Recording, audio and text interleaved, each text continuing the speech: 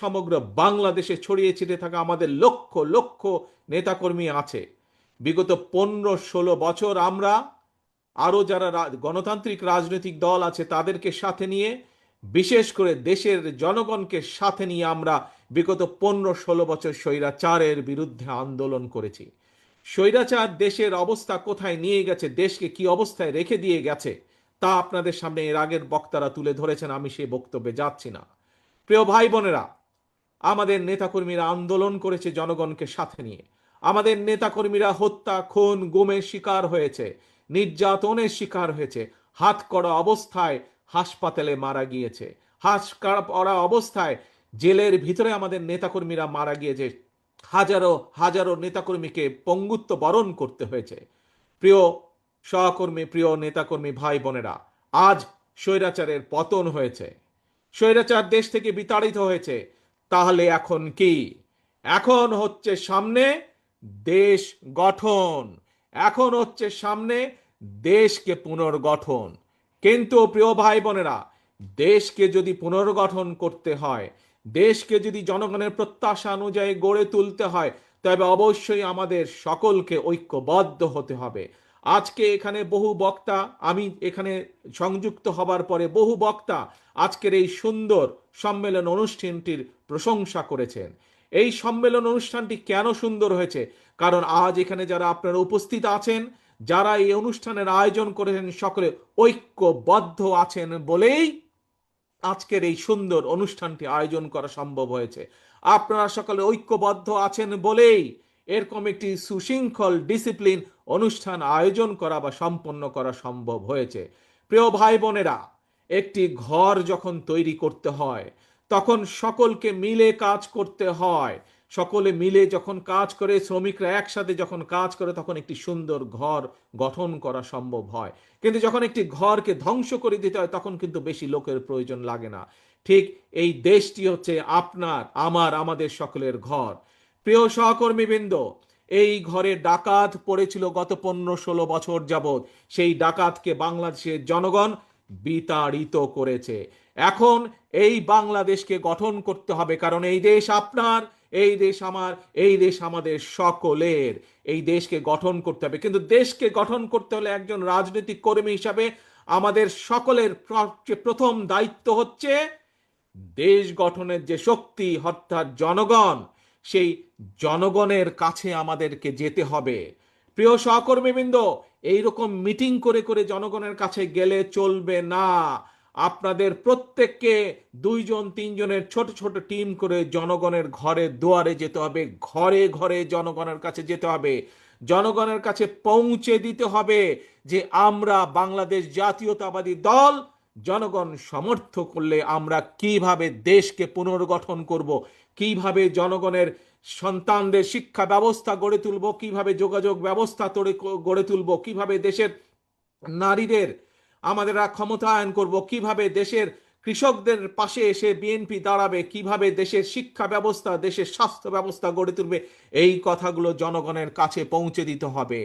জনগণের সর্বস্তরের জনগণ, সেটি কিশোর হোক, সেটি তরুণ হোক, সেটি মধ্যবয়স্ক হোক, সেটি মুরব্বী হোক, নারী হোক, পুরুষ হোক, সকল জনগণের সামনে পৌঁছে দিতে হবে, সকল জনগণের কাছে ঘরে ঘরে পৌঁছে দিতে হবে, জনসভা করে না।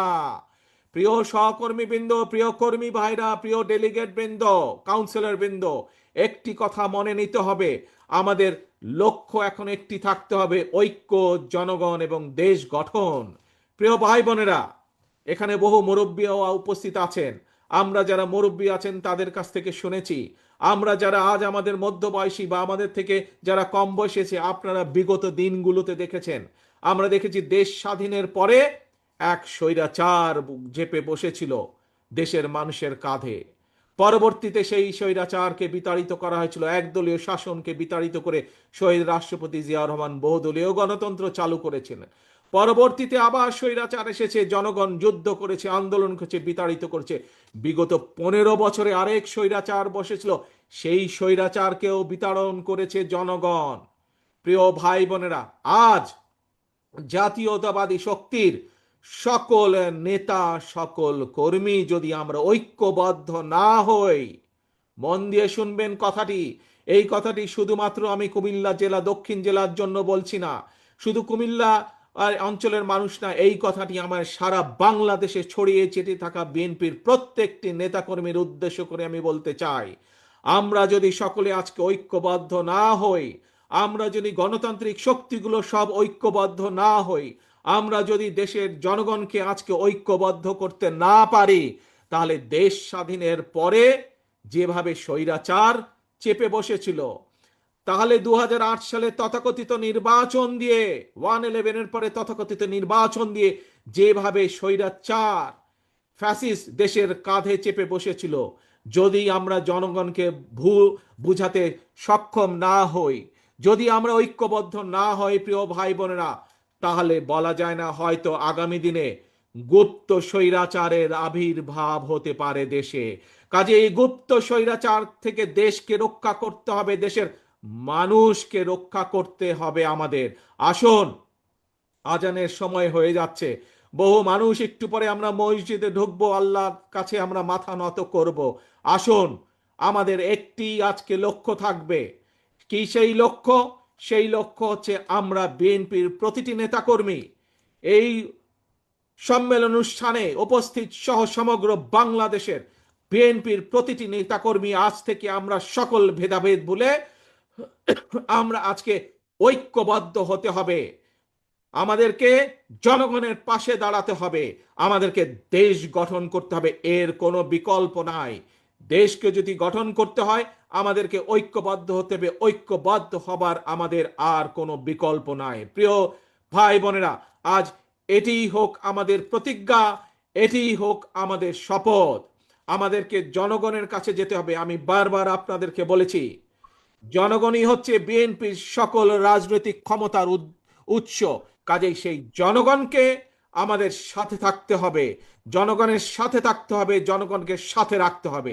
জনগণের সাথে যদি থাকতে হয়, জনগণকে যদি সাথে রাখতে হয়, তাহলে জনগণ যেভাবে চায় আমাদেরকে ঠিক সেভাবেই চলতে হবে। জনগণ যেভাবে চায় আমাদেরকে সেভাবে কাজ করতে হবে, সেভাবে কথা বলতে হবে, সেভাবে জনগণের পাশে দাঁড়াতে হবে। প্রিয় ভাই বোনেরা, বক্তব্য শেষ করার আগে আপনাদের কাছে আমি জানতে চাই, আমরা কি সকলে ঐক্যবদ্ধ? আজ এই সম্মেলনের মাধ্যমে আমরা কি ঐক্যবদ্ধ বিএনপির প্রতিটি নেতাকর্মী? ইনশাআল্লাহ আল্লাহ আমাদেরকে সেই তৌফিক দেন যাতে আমরা ঐক্যবদ্ধ থাকতে পারি। আমাদের আরেকটি ইম্পর্টেন্ট কথা, জরুরি কথা কি সেটি?